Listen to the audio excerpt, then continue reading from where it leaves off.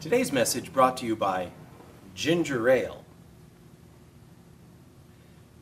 You ever done this when you were a kid?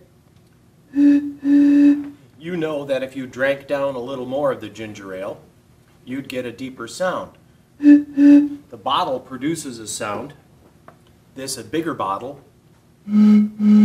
produces a deeper, darker sound. Vacuum tubes are bottles. There's many things that go into making an amplifier. The size of the box, the baffle board, the speaker, the preamp tubes, but we're just going to talk today really quick about tubes and their effect on the sound.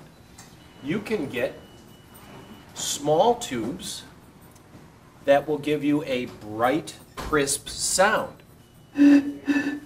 And you can get larger tubes like this 6L6 that'll give you a bigger, deeper sound. So, a lot of early amplifiers, small wattage amplifiers, have these little EL84s. EL84s also are 6BQ5s, depending on where they're made. And these 84s put out about 5 to 7 watts each. You'll see 84s typically in box amplifiers, or Dr. Z is famous for putting these small bottle tubes. Now, what you can do if you want to is you double up on the tubes and you can get a little bigger bass response by adding a few more of the power tubes. Now, we're not talking preamp tubes, just the power tubes.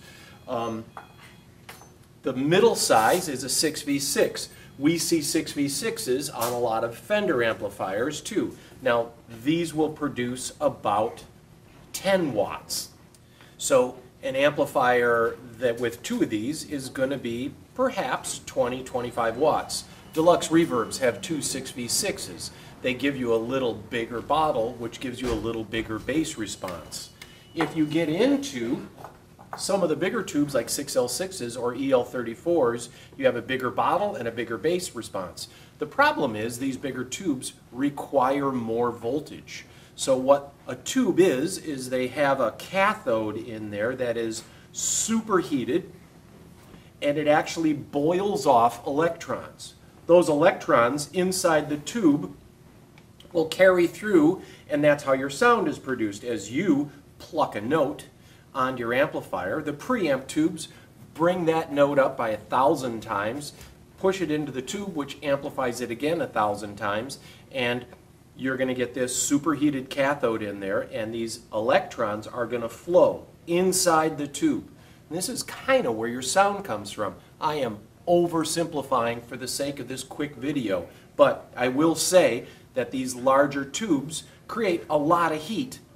Now you can turn up the heat inside the tubes, but these then get dangerously hot.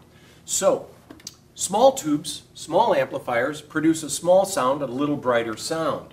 The slightly larger tubes, like on Deluxes, and back here we have a hand-wired Deluxe reverb, which we'll talk about, but tubes like this too will, 6V6, a pair of these will give you a little bigger bass response. They all compress differently, and then you get into your larger bottle tubes. They create more wattage, more heat, and these days, more volume, which these days more and more people are unable to play. If you took a super reverb like this amplifier right here, the super reverb has about 80 watts. There's not many places to play an 80-watt super reverb.